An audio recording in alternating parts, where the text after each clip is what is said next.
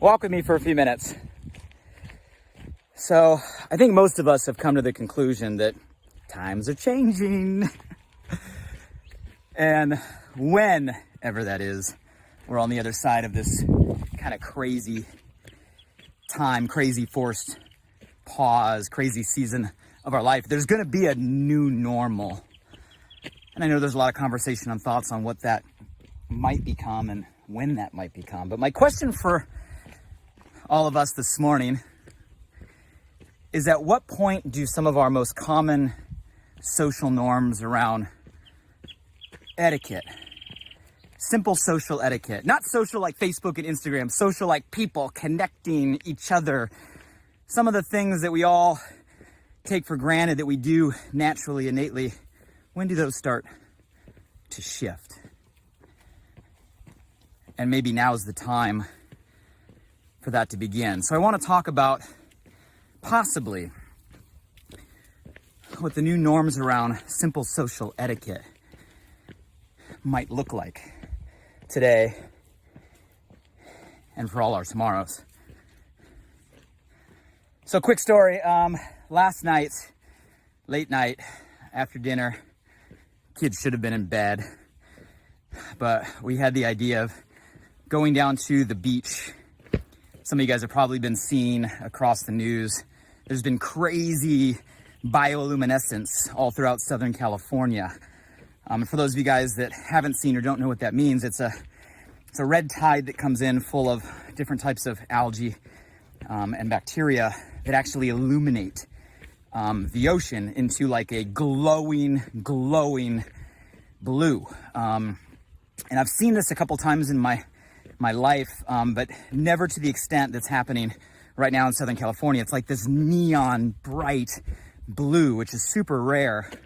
It looks like it's right out of a Tron movie. And it's crazy. It's all natural. And you see these glowing neon blue waves coming in, crashing over rocks. It's crazy. If you haven't seen it, maybe Google some of it. You'll see some of the videos and photos. And this has been in for a week or so in Southern California. So like, I want to take the kids down and check this out. Like, it's a natural phenomenon. It's super rare.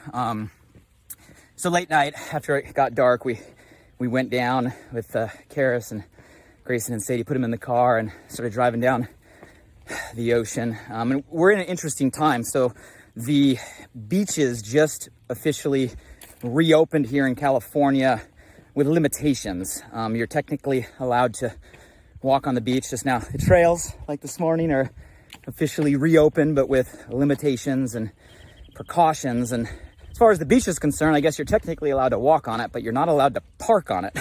So all the parking lots are closed. You can walk on it, but you can't sit on it, I guess. I'm not totally clear on what the rules are right now.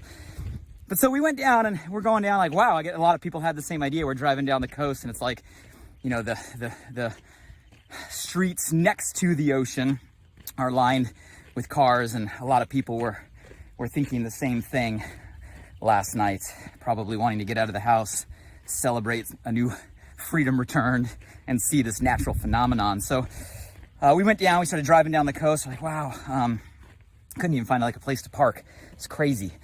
And, you know, it's crazy. Then we got down, and all of a sudden we saw a parking lot that was open. I don't think it was officially open. I think someone maybe took it upon their creative self to lift some cones or open a door, but needless to say, car after car after car was piling in. So we parked and got out of the car, and it was just a crazy sight as we were walking toward the ocean, Santa Monica, just north of the pier. For those of you guys know the iconic pier. And there were all kinds of people, maybe, I don't know, 200 people, all getting out of cars and kind of just flocking.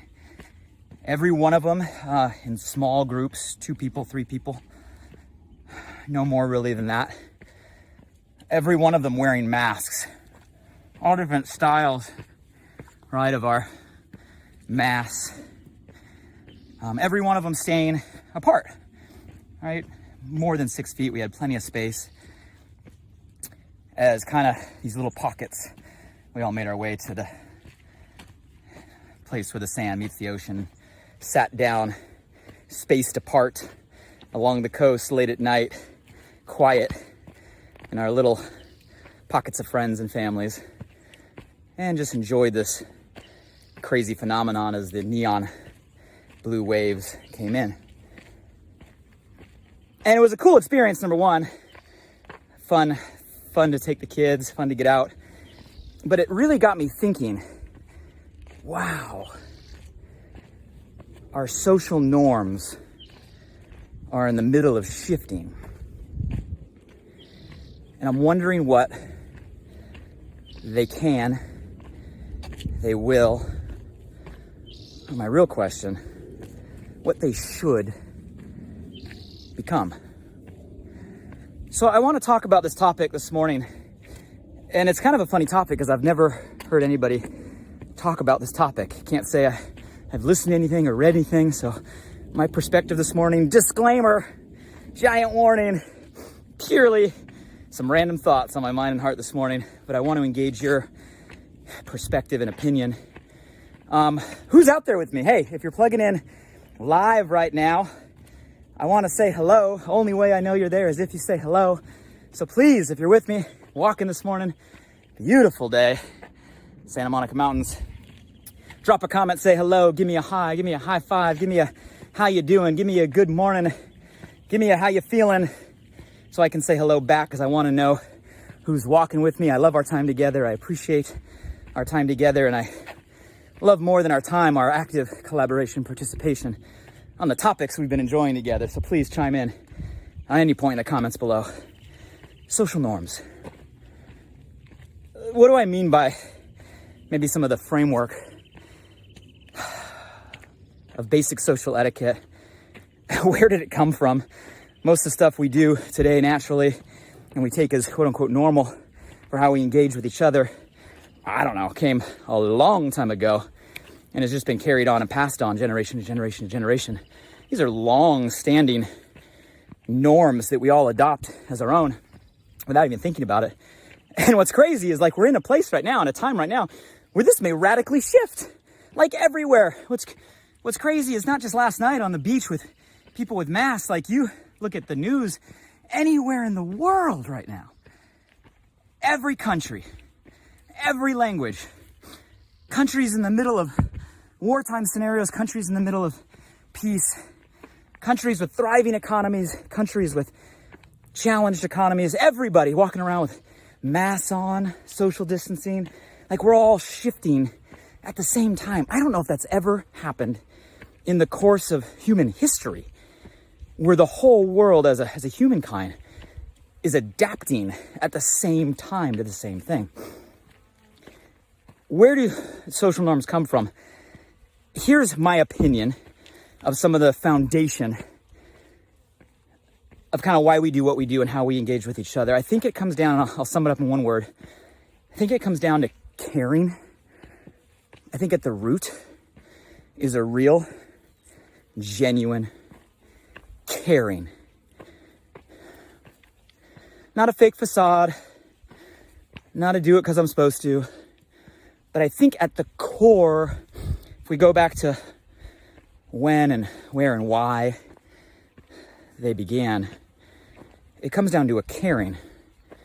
I think a caring for three things. One, a caring for the community as a whole, first and foremost.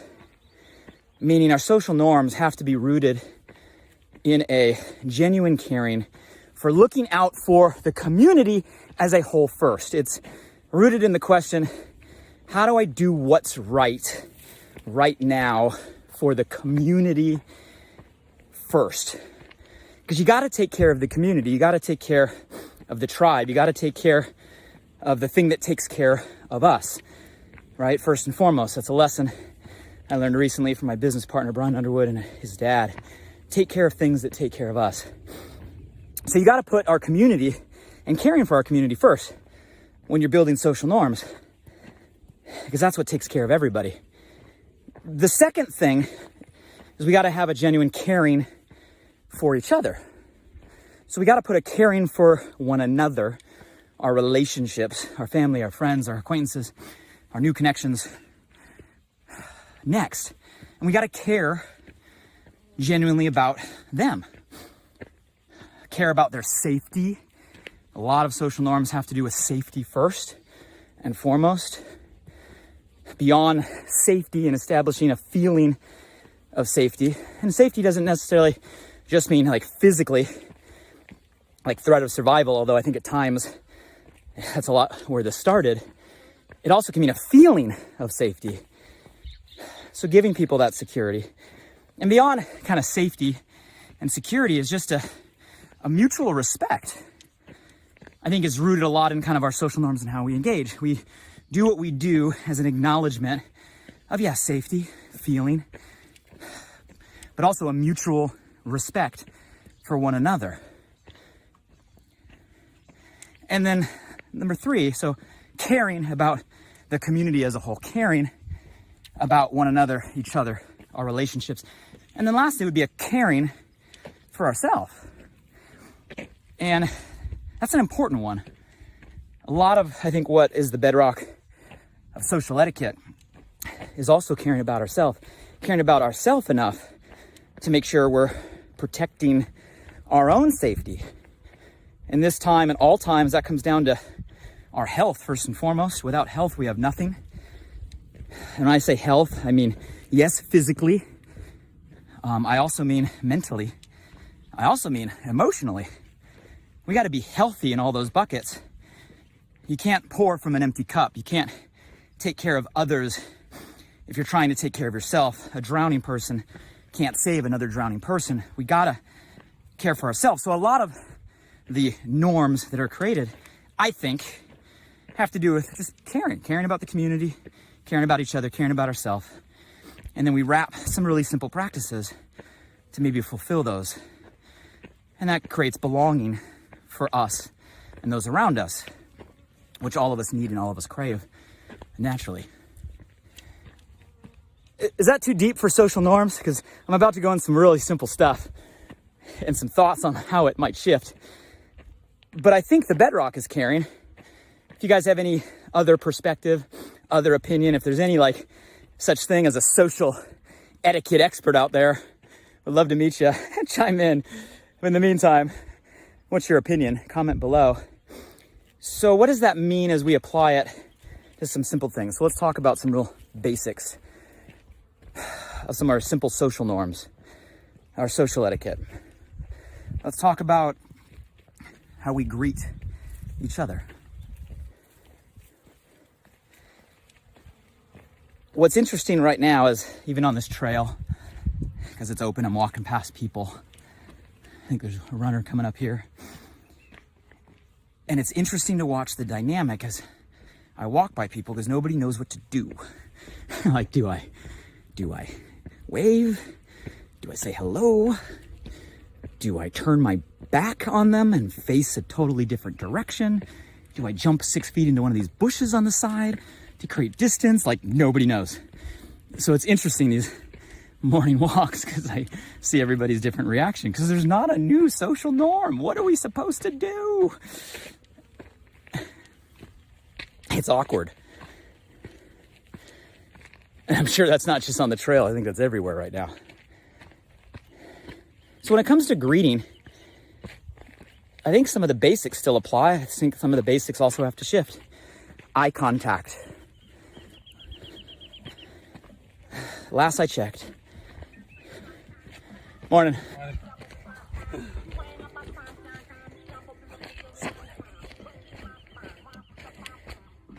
Last I checked, the virus isn't transmitted by staring. So, guys, eye contact is huge. And I think eye contact needs to stay, and I think eye contact is now even more important than ever. When we're engaging and greeting each other, eye to eye instantly establishes a connection. If you're walking past somebody, and I don't know, you turn your back on them, that doesn't feel like etiquette, right? I think we can create our distance, and I think eye contact remains to be a really important point, if not a more important point, with where we're at right now. So something you can think about when you're out in public. Maintain your distance, but it's okay to look at people in the eye. Hey, I'm here, I see you. Smiling. But Blake, we're all wearing masks. Doesn't matter. Guys, smiles are an energy. I've been testing all of this, and I heard it from one of my friends and mentors, Joseph McClendon, last week. And he got me inspired to kind of run the test. It's kind of a smile test. Put your mask on, and when you walk by people, still look at them and smile. And you'll be amazed how many of them you see, their eyes light up and their eyebrows go up because they're smiling back under the mask. How does that even happen? You can't even see it. Guys, smile is an energy. When you look at somebody, engage in somebody, and you smile at them, mask or no mask, it still gets felt. It still gets communicated. So smiles don't go away because they're behind a piece of fabric. We got to be more intentional about them than ever before. I love the story I saw going around social media of the girl who created the see-through mask for people that are hearing impaired so they can see people talking and read lips. Forget just hearing impaired. Someone give us all see-through masks just so we can smile at each other and give that energy out there. I think that's an amazing one. So eye contact, basics, continue to do it. Smiling, basics. I think we continue. Morning. When we first engage with somebody, normally when we engage with somebody, we reach out and do what? Shake their hand. Nice to meet you. Okay. Might be time for a shift. Let's go back in history real quick. Do any of you guys know the story of people and where handshaking began? The way I've heard it, it began a long time ago at a time where people would kind of push up their sleeve, extend their hand to show that there was nothing under their sleeve. No dagger, no knife, no weapon, as a sign of trust and a sign of mutual respect. Again, it's going back to safety here. Now, we can't do that right now, so we need to adjust. So what else can we be doing when it comes to greeting, right? We need to do something. There needs to be a new norm that's created. You don't want to like not greet. How many of you guys have had those awkward moments where you're like, hi, I don't know what to do right now. Right? It's the Anchorman scene. Like, I don't know what to do with my hands. So what is that new norm? You know, is it a virtual high five? You know, I know a lot of cultures around the world, they put their hands together and bow in a greeting. But I think there still needs to be some sort of physical greeting to show safety, bring trust, show belonging. It doesn't have to have physical hand-to-hand or skin-to-skin connection, but there needs to be some sort of social norm. So like, what's the new handshake? I'm not saying I have the answer, but I'm saying we need one, and let's start by at least starting with something. When you get engaged into a conversation, which can happen through social distancing, through masks, through following all the rules, through not putting people at risk, 6 feet apart. Guys, even more so, active listening, right? We have to be intentionally engaged. We've done this a couple times now with my parents and Karis's parents, where we maintain social distance, we maintain, not physical touching, we maintain masks, and we have a conversation. Sit down 6 feet apart and have a conversation. It's a little more distance than we're normally used to sitting, but it doesn't mean you can't have the same type of connection. It's a new social norm. It's a shift. We have to adjust. We have to adapt. So active listening, intentional presence. Wow, there's a concept. At a time where we have been slipping more so into our screens and our phones and our digital age and disconnection, maybe this is a test for all of us to get back to intentionally being present and having to put an active engagement into our connections with one another. Shift in social norms. I think that's the etiquette. When we leave a conversation, we're not shaking hands. What are we doing? What's the new norm? Why do we alleviate the awkward moment? See you next time. We had to come up with something for my son, Grayson. He's very kinesthetic, meaning he's very much about touch. He's one that likes to cuddle. He's one that likes to hug. He's been that way, ever since I can remember. So we had to teach him something in lieu of running up and giving people, hugs at this time. So we taught him just to hug himself. So every time we leave a conversation with somebody, he hugs himself. He puts both arms around himself as a sign of like giving a hug and also giving him his own physical connection. So I'm not saying that has to be it, but I'm saying that can be it. But there needs to be something that's like, hey, see you later. This was great. An acknowledgement. So maybe we hug ourselves, virtual high five or something of the sort when we leave the conversation. Check out the view at the top here. Clear day. Gorgeous. I know you guys are sitting here going, Blake, we're talking about like greeting. Yeah, we're talking about greeting. Some of the basic things we have taken for granted that have done naturally, automatically for years and decades that we can't do right now. And something's got to shift. We got to have something new. We can't just have these awkward moments of turning away from each other, disconnecting, distancing ourselves, right? You know, having no real engagement, having no real social norm. Guys, that's not going to work. We need to be together, right? Stick together, feel together, go together, grow together, rise together. Everything forward is all about together. We just got to create new norms to get us there. Communicate. Here's one thing I learned dealing with a lot of people in my entrepreneurial career. If you address the issue, there is no issue. Meaning, don't leave the elephant in the room, right? The unspoken topic, right? The blind spot. Just throw it on the table.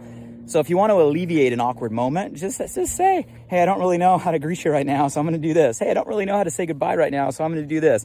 Hey, I don't really know. Just address the issue because they're feeling the same way. Overly communicate, right? When it comes to a moment where we don't know what to do because the old social norm we've relied on for years no longer works and we haven't made a shift to a new one. Just communicate. Please, please, please respect the safety of others. This has got to be paramount when it comes to trust and a foundation of all of our social norms because it's caring for community, caring for each other, and caring for yourself, all of them wrapped up into one.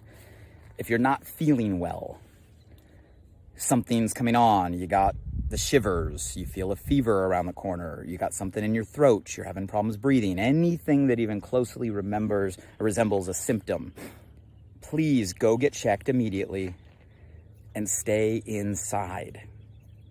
Guys, we have to trust each other to look out for each other.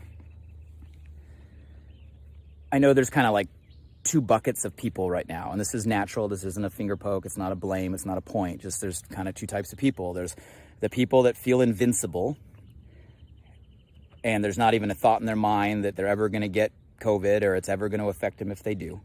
So there's the invincible bucket, which is a natural reaction, right, to a challenging time. Just block it out, put it out. That doesn't affect me. I'm not one of those people, right? Or there's the paranoid bucket. And the paranoid bucket is, oh no, everything I touch, everybody I walk across, this could happen. And I know I'm being extreme, but generally people fall into one of those two buckets. I'm either the invincible one or I'm the paranoid one. And neither's right, neither's wrong. It's just a reaction or a response to the challenges we're going through. What bucket are you in? Are you invincible? Or are you paranoid? Which one are you closer to? You guys, it doesn't matter who you are. It's not about you, right? It's about you and everyone around you and the people that you care about. And we got to put the community first, others first, and ourselves. So please don't put each other at risk. Please don't put somebody else at risk. What I love about some of just the basic common etiquette, and ladies, you'll love this. I think a lot of the gentleman traits of the past will come back because we're in a time right now where it's like the least amount of people that can touch the least amount of things is generally the best scenario. The least amount of people that can touch the least amount of things is generally the best scenario. So guys, maybe it's a time to bring back a lot of the gentleman's code. Things like opening the doors for others, taking and pushing the button, right? Being the one that touches whatever needs to be touched for everybody else so they don't have to. Those common etiquette now are worth even more. And obviously, if we're going to be the one that does that on behalf of people around us, make sure we do it safely, right? Have a glove, have a rag, have something that you can use to protect yourself. But in general, the least amount of things that we can touch and the least amount of people that can touch them is better for all. So some simple things that might guide the next norms. And I guess the last thing is I got to get back that I'll say is just embrace new ways to accomplish old things. So guys, we're going to shift. It is shifting. Okay, there will emerge a new set of social norms because there's only going to be so long of so many awkward moments of people not knowing what to do until someone bands together and creates a way to respond with each other. And that's what's happening right now. And it will shift, and it'll definitely shift for the short term. And we may be at a very point in history where everything shifts worldwide forever. Like, we're in that phase. We need to be adaptable. We need to be flexible. We need to be willing to let go of what once was. We need to be willing to face the reality of what is. We need to be willing to adapt, right? So we can maintain a level of caring for the community, caring for each other, caring for ourselves on simple day-to-day things. So I'm challenging all of you to lead the way, make the decision, alleviate the awkward moment, test some new norms, right? Spread the word, share it. It may catch on. But don't be afraid to let go of what once was that can no longer be, and embrace different ways to accomplish the same things. And you guys, a lot of that, especially in this day and age, it might involve technology, it might involve conversations like this, it might involve less physical connection, but that doesn't mean we have to have less emotional connection and relational connection. It just means we have to make the shift on some of the real basic, simple social norms or etiquette maybe we took for granted, that we have to find new ways to accomplish the same feeling and same things. Let me know your thoughts, guys. Let me know your comments. If you got value from this, hey, share it with a friend. If someone came to your mind or your heart, tag them below. If you got someone that's amazing at etiquette, caring for others, tag them below. You can brighten someone's day. You can be a light. You can be a voice by simply sharing this message with somebody. It might brighten their day. It might help them make a shift. It might put a smile on their face, and you have that power right now. So feel free to share. Other than that, guys, have an amazing day. Thank you for walking with me. I appreciate our time together. And until next time, hey, good luck testing our new